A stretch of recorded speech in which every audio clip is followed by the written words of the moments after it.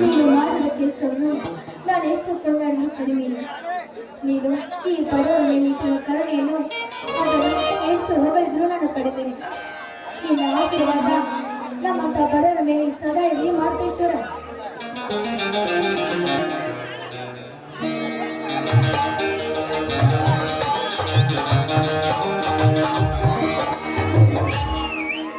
ಪಾರ್ವತಿ ಪಾರ್ವತಿ ಏನು ಮಾಡ್ತಾರೆ ಕಣೆ? ಬನ್ನಿ ಸ್ವಾಮಿ, ಶ್ರೀರಾಮಚಂದ್ರನಾದ ಸರ್ವ ಭಕ್ತರದ ಮಾರ್ಗದರ್ಶನ ಪೂಜೆ ಮಾಡ್ತಿದ್ದೇನೆ.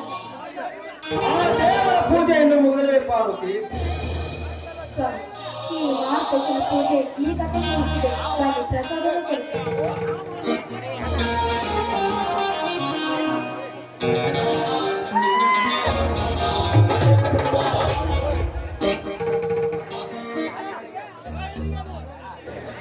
ಪಾರ್ವತಿ, ಆ ದೇವರಲ್ಲಿ ಇಲ್ಲಿವರೆಗೆ ಏನೊಂದು ಬೇಡಿಕೊಂಡೆ ಪಾರ್ವತಿ? ಬೇಡಿದ್ದನ್ನು ಕೊಡುತ್ತಾನೆ ಪಾರ್ವತಿ ಆ ನಿನ್ನ ದೇವರು. ಏಕೆ ಸ್ವಾಮಿ, ನಿಮ್ಮ ಮಾತಿನಲ್ಲಿ ದೇವಸ್ಥಾನಕ್ಕೆ ಹೊರಡ್ತಾ ಇದ್ದಿಲ್ಲ? ಯಾಕೆ ಸ್ವಾಮಿ ಯಾಕೆ ಮಾತಾಡ್ತಿದ್ರ ನೀವು?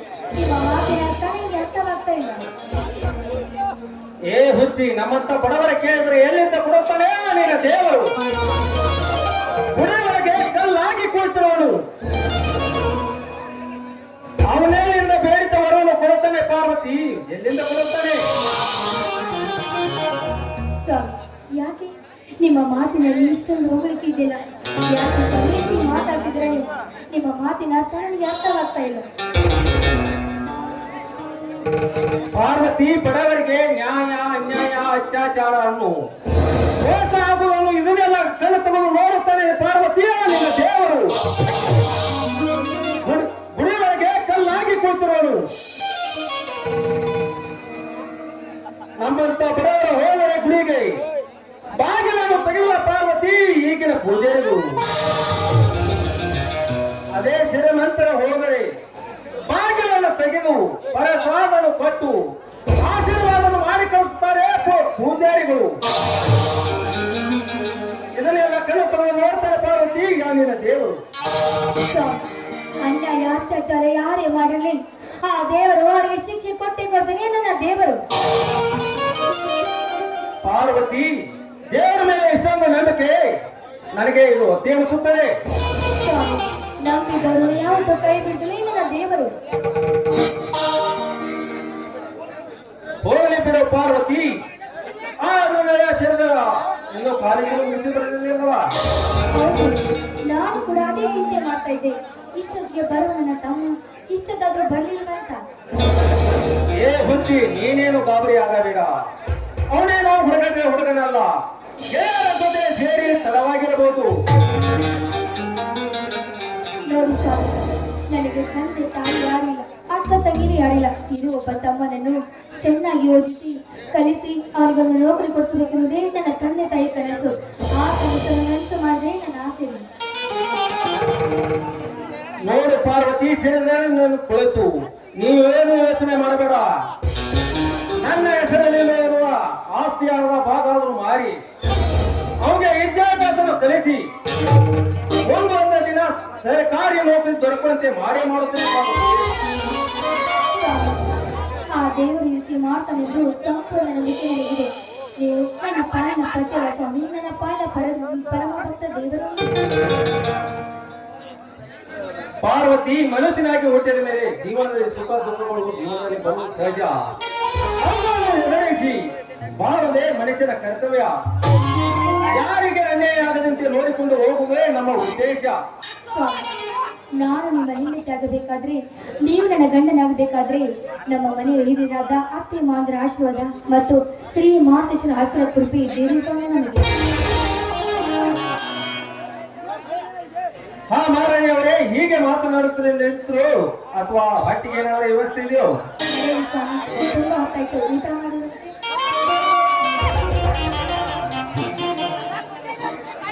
ನೋಡು ಪಾರ್ವತಿ, ಊಟ ಬಡಿಸುವುದಕ್ಕಿಂತ ಮೊದಲು ಈ ನಿನ್ನ ನೋವಾದ ಕಂಠದಿಂದ ನನಗೆ ಉತ್ಪಾದನೆ ಎಂದು ಹಾಡಬಾರೇ ನಾನು ತಿಳಿದೆ.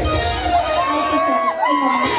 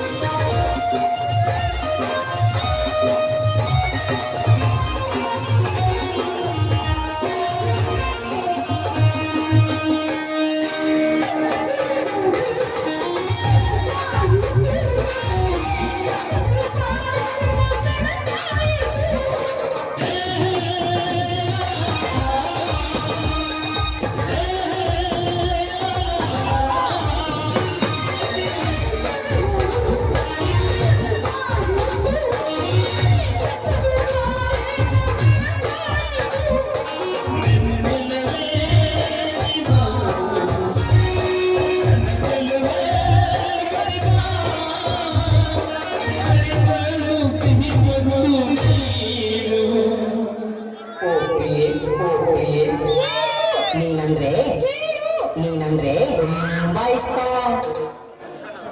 ಸಿಹಿ ಮುದ್ದಿನ ಕಾಣಿಕೆ ನೀ ಬಾರ ನನ್ನ ಸವಿಹಳೆ. ಸಿಹಿ ಮುದ್ದಿನ ಕಾಣಿಕೆ ನೀ ಬಾರ ನನ್ನ ಸವಿಹಳೆ.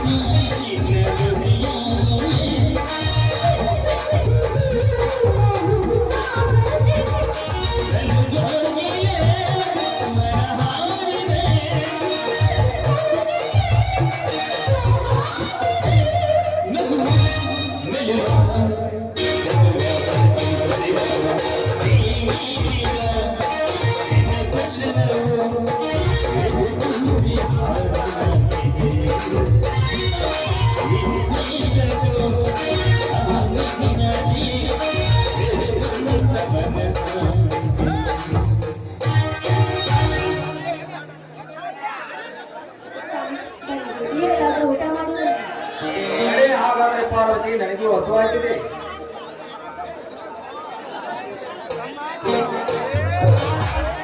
ಓ ಅಕ್ಕ ನಾವು ಬಹಳ ಸಂತೋಷವಾಗಿದ್ದೀರಲ್ಲ. ಹೇಗಿದ್ದೀರಲ್ಲ ಇಷ್ಟೊಂದು ತಡವಾಯ್ತು?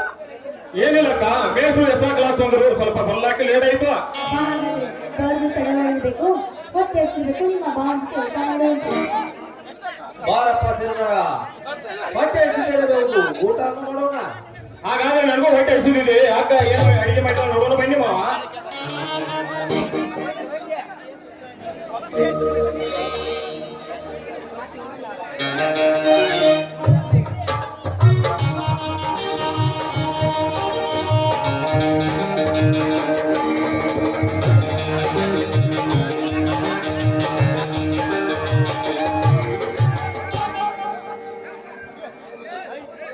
ಹೌದಪ್ಪ ಶ್ರೀಧರ, ಇವತ್ತು ಅತ್ತಿಗೆ ಹೋಳಿಗೆ ಅಡಿಗೆ ಮಾಡಿದ್ದಾಳೆ.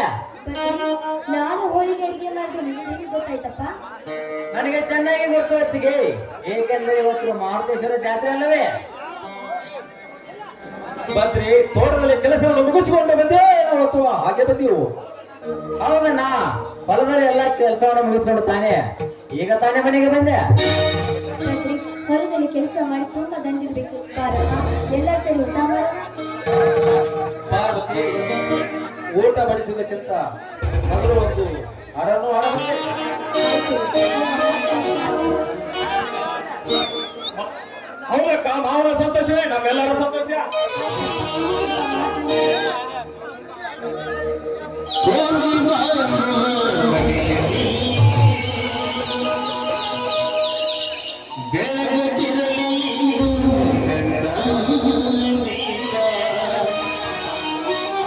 ಹಸಿದಾಗ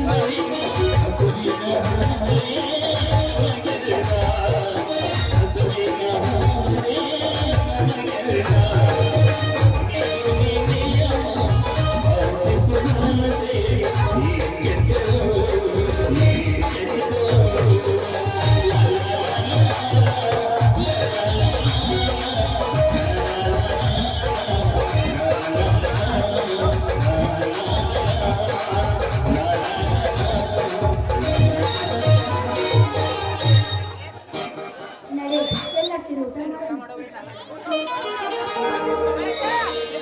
ಹಾಲು ನಡಿ ಪಾರ್ವತಿ, ಹೊಟ್ಟೆ ಸಿದ್ದಿದೆ, ಎಲ್ಲರಿಗೂ ಊಟ ಬಡಿಸಿರ್ತಿ.